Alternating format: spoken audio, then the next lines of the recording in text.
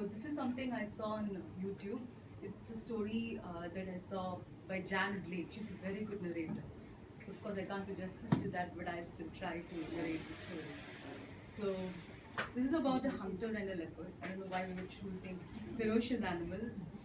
I guess we just love them. Okay. Leopard and the hunter. Once upon a time, there was a hunter. Now, when he was born, it is said that he had the loudest cry, and that depicted that he had strong lungs. And the women that gathered to see him said, "Did you hear the baby cry? When he grows up, he's either going to be a great warrior or a great hunter." And the boy chose to be a hunter. And when he was 12, he gathered the boys around him who wanted to be a hunter, and they disappeared into a forest. And there he spent months after months after months trying to be a hunter. Now he learned the skills of a hunter. He learned to peer into the darkness. He learned to listen like an animal.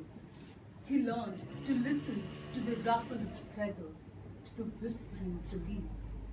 He learned to smell like another animal. And with the help of the smell, he could tell if one animal was different from the other, just by the scent of the animal. And he learned to walk, to move, stealthily, noiselessly, almost not breathing, not disturbing the sand under his feet. So quiet. And armed with all this knowledge, he returned to the village. And the village declared that he was the best hunter that ever was. And because he was the best hunter, he provided the best meat, the most meat. And because he provided the most meat, a lot of women got attracted to him, because that meant more food. And on the day he decided to get married, he picked the most prettiest women in the village to be married.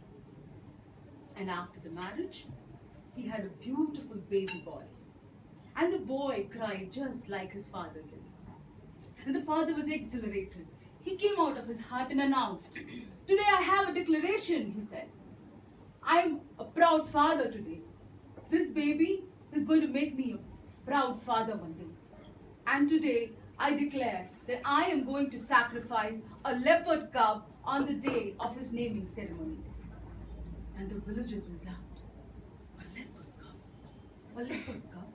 Sir, don't you know the leopardess is very protective of her young? It is very dangerous to go snatch a leopardess or a leopard cub. So what? I'm a hunter, and I'm one of the best hunters around. In fact, I am the best hunter around. I am going to go snatch that leopard cub and bring her to the village, he said. And I am going to sacrifice it on the naming ceremony. The village went speechless. And the days passed. Soon it was time for the naming ceremony. 2 days before the day, he sent his wife and the baby to the mother's house so that they're safe and taken care of. And he took his hunting gear and went into the forest. And he went there ever so quiet, stealthy, noiseless. And he tried to listen and be alert for the sound of a cow. Step up. No, please. She's helping me. What was the sound of the cup? I wanted to do one. And then he moved. And he tried to smell and identify if there was a leopard cub around. And he moved. And then he heard. Ah! The sound of a leopard cub! And he moved in that direction. His heart was pounding, but he knew that there was a leopard cub somewhere there. And when he reached there, he was surprised, because there was not one but 2 leopard cubs playing and tumbling and tossing over each other. Ah, I'm in luck, he thought. I'm going to pick both of these, and I am going to sacrifice one for my wife and one for my son, he said. And without a moment of hesitation, he picked them and dropped them in his gunny bag and fastened them. The poor little cubs, they were playing at one moment, and the other, they were suspended in midair and thrown into a world of darkness. and they were scared, really, really scared. But the hunter was triumphant and overjoyed. And so he went into the village and showed them off. And the villagers rejoiced. They were really happy that he actually came back home safe with 2 cubs. And they enjoyed, they danced and they sang and they drummed.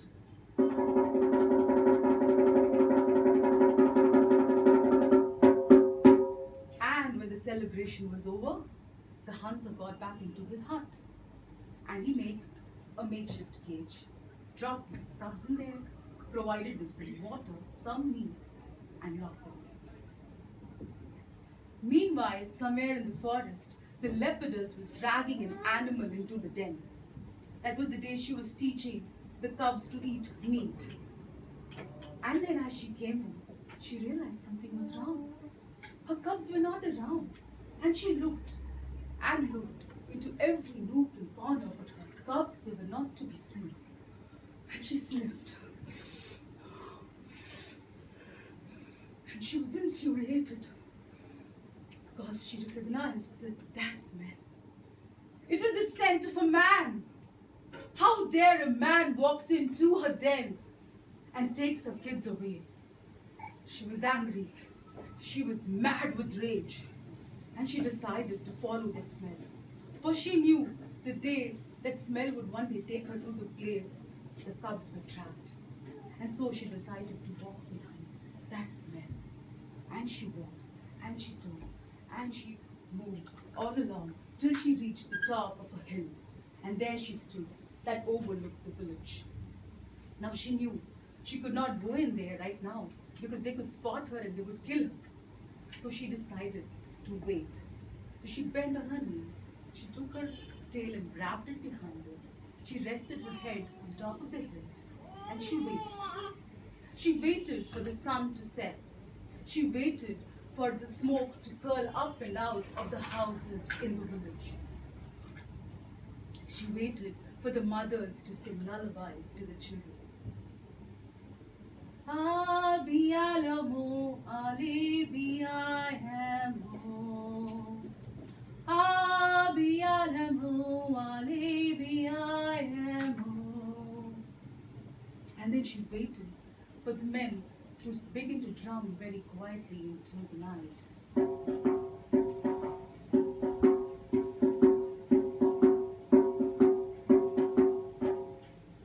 And when she was sure that the village had come to a standstill, when she was absolutely sure that it was pretty uneventful out there, she got up on her hind legs and she transformed herself into a beautiful woman.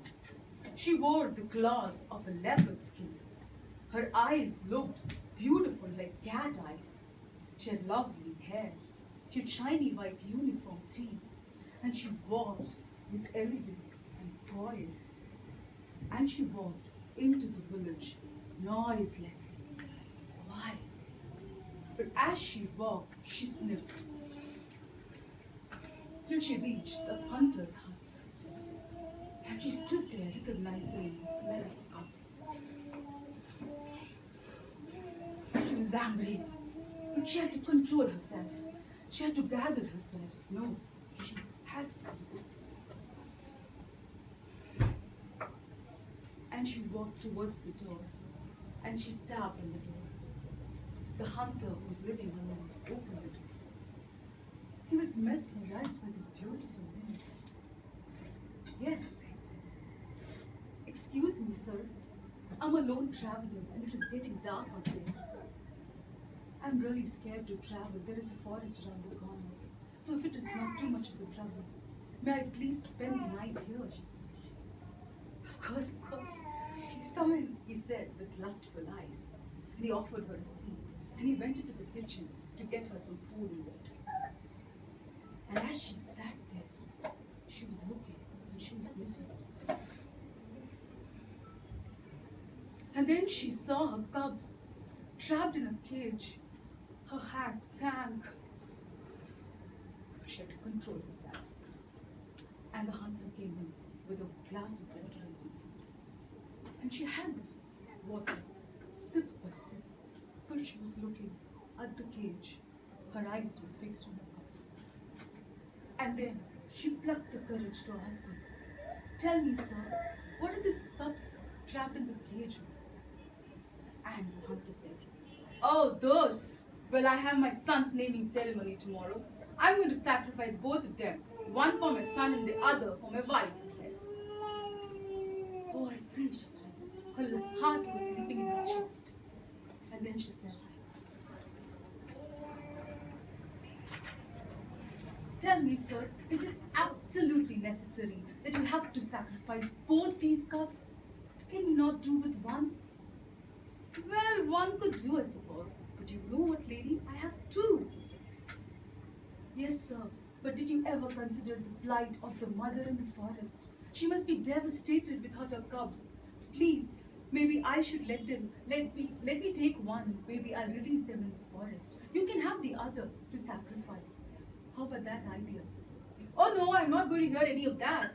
It's my house and my rules. I'm going to sacrifice both these cows. You get that, lady?" "But so please," she said, "let me take one, please." "Oh no, lady, you're not going to move me by your tears. I'm a hunter and that's my job. I will have it my way. You understand? Now be a good guest and don't bother me." She said, "Sir, are you sure? Is this your final decision? Are you sure you're not going to change your mind?" "Change my mind? No, I'm not going to change my mind," he said. "Okay, that is your decision. And you're not going to change your mind. You have left me with no option," she said. And in the next moment, she jumped and she changed herself into a leopardess and pounced on him and cut through his throat and killed him right then and there. And then she looked at the cage. She realized that she needed nimble fingers of a human being to unlock that cage. And she transformed herself into a leopard woman again. And she unlocked that cage. She picked those cubs and held them close to her chest. And the cubs, they did not recognize the woman, but they recognized the scent of their mother. And they nuzzled in closer to her. And they both hugged her down. And she hugged them. And she left the house, leaving the smoke curling up and out of the chimneys of the house, leaving the mother singing to the children, leaving the drummers playing into the night. She walked and walked till she reached the hill and the forest, where she safely released her cubs into the forest. And she transformed herself into a leopardess again and went back into the forest. The next day, the hunter's wife returned with the baby in the arms. The villagers gathered around her to sing and dance and make merry. And when she reached the hut, she saw the dead hunter. And if you had been there, you would have heard the scream of agony, of terror, of grief of the hunter's wife. But had you been in the forest, you would have heard a mother leopard playing with her cubs, some silly little leopard games, and singing some beautiful little leopard songs with